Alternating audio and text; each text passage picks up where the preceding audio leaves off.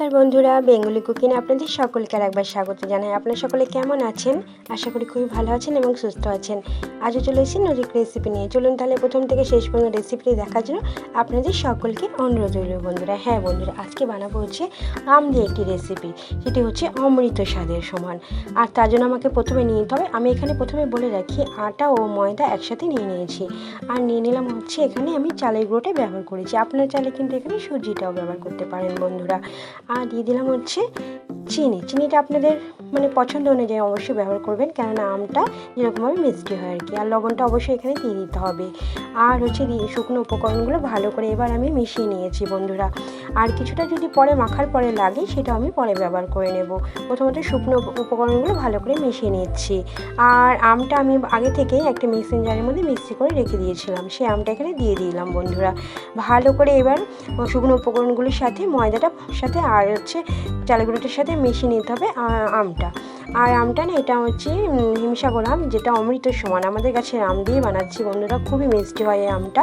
তার জন্য অবশ্যই কিন্তু আপনারা যেরকম মিষ্টি সেরকম অনুযায়ী চিনিটা এখানে ব্যবহার করে নেবেন, মিষ্টিটা আর কি। তারপর অল্প পরিমাণে এখানে জলও ব্যবহার করে নিয়েছি বন্ধুরা, কেননা মিশ্রণটি আমার বেশি ঘনও করবো না আর একদম পাতলাও করবো না, কেননা এটা তো বড়ার শেপ দেবো। তার জন্য দেখুন বন্ধুরা, আপনারা দেখেই তো বুঝতে পারছেন আমি কতটা ঘনত্ব রেখেছি। ভালো করে মেখে নেওয়ার পর এখানে অল্প পরিমাণে খাবার সোডা ব্যবহার করে নেবো, তাহলে একদম পঞ্জি টাইপের হবে এবং মচমচে টাইপেরও থাকবে বন্ধুরা।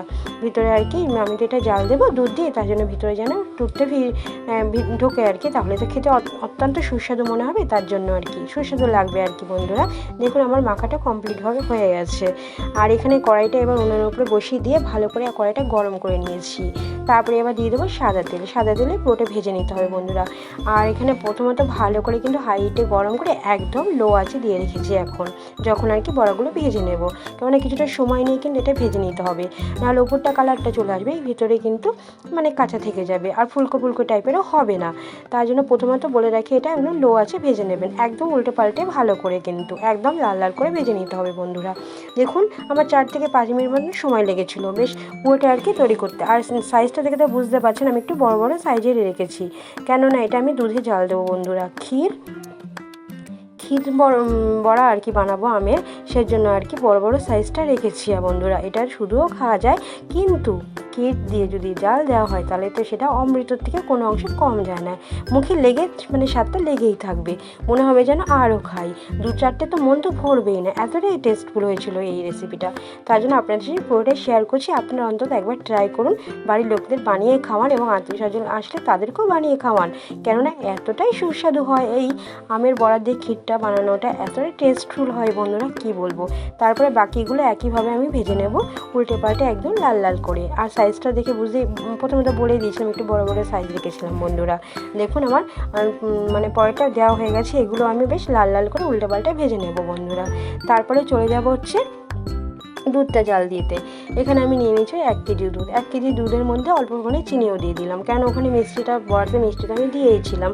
আর আমটাও এখানে দেবো, কেননা ক্ষীরসা বানাবো তো আম পুরি দিয়ে, তার জন্য আর কি। আর দিয়ে দিলাম অল্প পরিমাণে লবণ, একদম অল্প পরিমাণে করে লবণটা ব্যবহার করে নেবেন বন্ধুরা। আর এই যে বড়াগুলো আগে থেকে ভাজা হয়ে গেছিলো, আমটাও দিয়ে দেখুন ঘনত্বটা দেখে আপনারা বুঝতে পারছেন আমি এখানে একদম কিন্তু জাল দিয়ে 500 গ্রাম মতন করে ফেলেছি 1 কেজি দুধকে, এতটাই ঘনত্ব করে নিয়েছি, তাহলে কিন্তু খেতে অত্যন্ত সুস্বাদু, অমৃত স্বাদের থেকেও কোনো অংশ কিন্তু কম যায় না বন্ধুরা। তারপরে বড়াগুলো দিয়ে দেওয়ার পর কিছুক্ষণ আমি এখানে জাল দিয়ে নেব, তাহলে ভিতরে ঢুকে যাবে এবং খেতে কিন্তু অত্যন্ত সুস্বাদু লাগবে বন্ধুরা। এইভাবে আপনারা অন্তত ট্রাই করুন এই ক্ষীরসা বড়াগুলো, এতটাই টেস্টফুল হয়েছিল বন্ধুরা কি বলবো, জাস্ট মুখে লেগেই থাকবে, আরেকবার খাওয়ার ইচ্ছা থেকেই যাবে বন্ধুরা। দেখুন পরিবেশন করলাম, দেখে কতটা সুন্দর লাগছে না বন্ধুরা? হ্যাঁ বন্ধুরা, এতটাই সুস্বাদু, অমৃত থেকে কোনো অংশে কম যায় না বন্ধুরা।